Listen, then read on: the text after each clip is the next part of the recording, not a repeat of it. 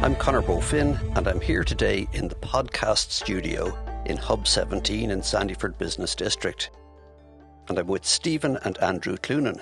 Guys, you've been on some unusual father and son activity. You're just back from Omaha, Nebraska.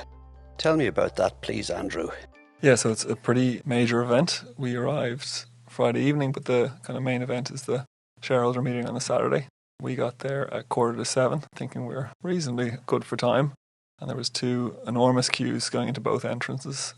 We chose what we thought was the shorter one, I think which was maybe a 10-minute walk to the back of the line. People had been queuing up. I know we talked to one person who said 3 a.m, but there was camp chairs out. People potentially stayed the guts of a night just to get the seats up the front. But we managed to get into the main arena anyway. The convention centre doubles up as kind of a basketball arena, ice hockey arena, so it's made for big competitions. And I'd say there was close to 20,000 in there. That filled up pretty quickly, and they have an overflow room then with a big screen. So certainly it feels like a concert almost when you're in there, and you get a great sense of that. But then even over the course of the weekend, you get a great sense of the atmosphere from chatting to the people, how curious they are to learn from the guys, and then even network and chat to people with similar ideas and stuff. It's like going to a festival for a weekend where everyone wants to talk about the same thing across the weekend, same purpose. So Stephen, this is not your first Berkshire Hathaway rodeo. You've been to a few of them. It's the annual Woodstock for capitalists. How many of you attended, and is the business in good shape? Yeah, this is my 12th meeting. The first one was way back in 2005, which is a much smaller event. When I went first, there were 74 and 81, and I thought to myself that they couldn't possibly have very many meetings left. And your second part of the question, I do think the business is in very good shape. The core wholly owned businesses, insurance, railroads and energy are all doing really well. They have a strong portfolio of quoted equities with Apple, obviously by far the biggest one of those. They have about 100 billion in cash for emergencies and investment opportunities, and the stock is up about 80% over the last 5 years. So the only real negative is the ages of Buffett and Munger. And Andrew, I know that both Buffett and Munger put a huge value on people and the true business value of reputation. Had they anything to say about that this year? Yeah, so they kick off the shareholders meeting with a movie, and it's about a 30-minute movie they put together with some ads of all the different businesses and also a few skits. So Jamie Lee Curtis was the star of the show herself. Charlie had a fling that Warren was getting a bit jealous at. But they also infused some clips from videos, previous meetings, and also they put in a video of the Solomon trial, and Warren kind of spoke very impactfully there. I won't get the quote exactly right, but he said, effectively, if you lose some money for the business, I'll be forgiving.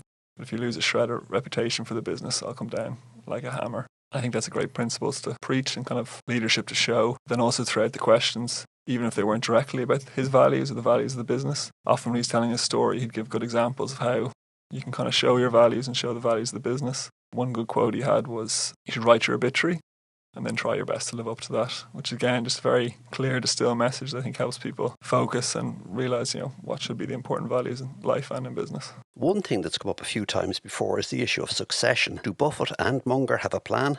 Yeah, that's probably the question I'm asked most about my interest in Berkshire Hathaway. First of all, for the first 3 hours of the Q&A, there were 4 people on the stand. There was Buffett, Munger, there was Greg Abel, who's the CEO designate, and Ajit Jain, who run the insurance businesses.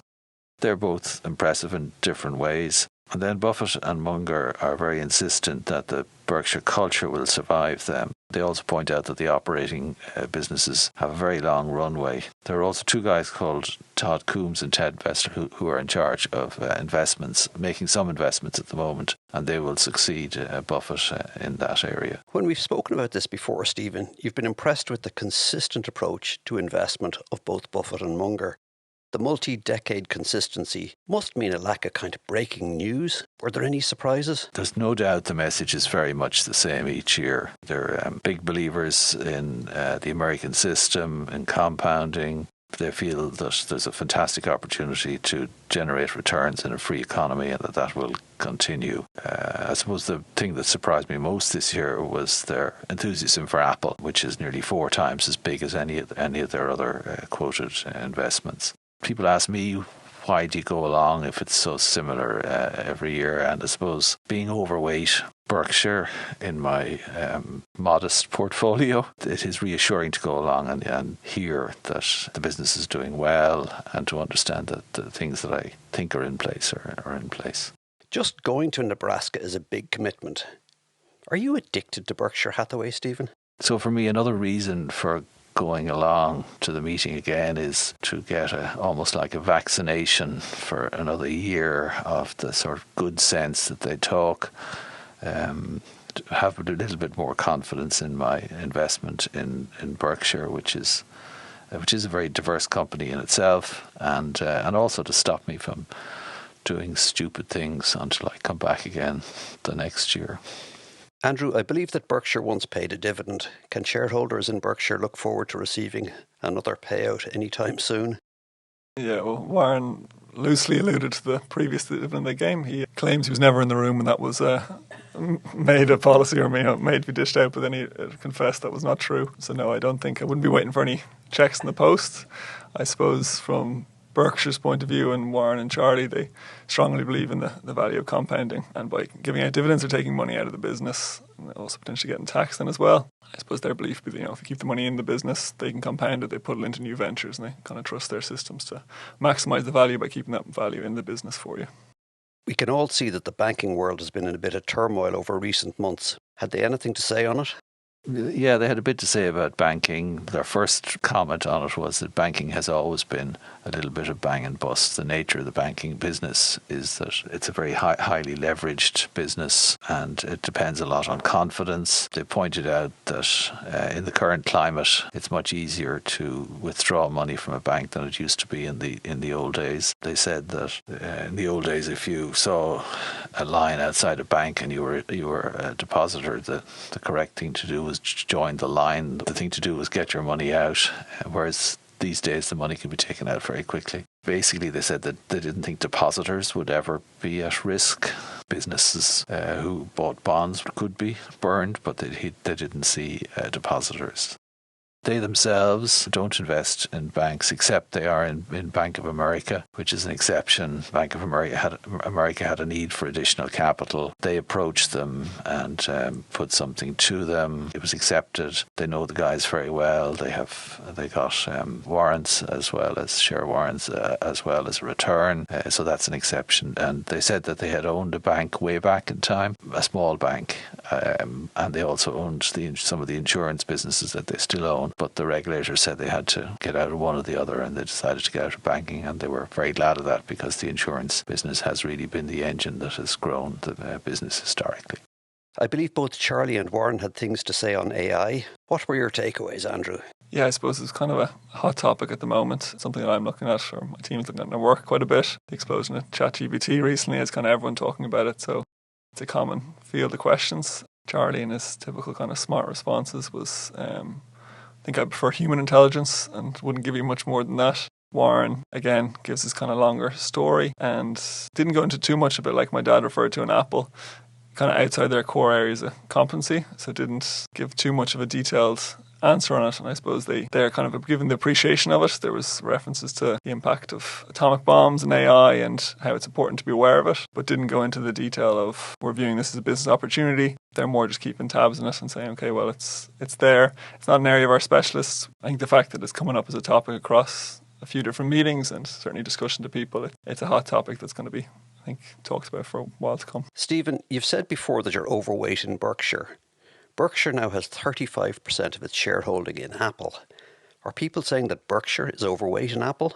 Yes, it's very unusual, and there was a question from the floor on that. Buffett, first of all, said that it wasn't anything like 35%, which is what the questioner said of the overall Berkshire picture. It might be of the current equity portfolio, quoted equity portfolio. He said when you include the operating companies, it's a much, much smaller fraction. Munger said that diversification was overrated, that business schools spent much too long teaching it. He said it would be bonkers for Berkshire to want to reduce their Apple share, and he said if you know what you're doing, why would you want to reduce something that was a very good investment? And he said that he thinks that sometimes diversification became de-worsification.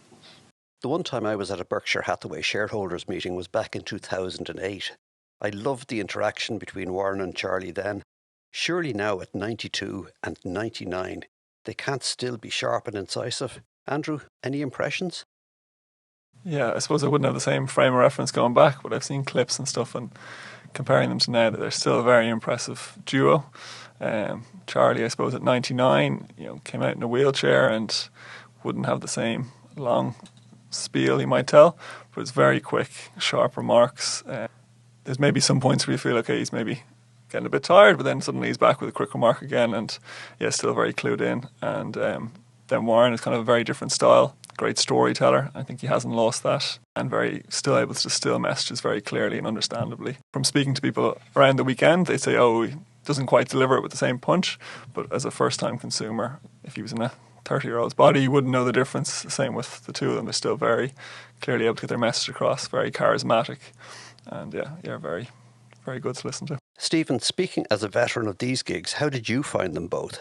Yes, I agree with Andrew. I think they're both very sharp. Compared to previous years, Warren is beginning to sound a little breathless, and his delivery is definitely slower. Munger, as always, was sharp and to the point, and it's amazing, as you say, at 92 and 99, that they're still able for 5 hours of questions, and questions from people that they have no advanced knowledge of what questions are going to them.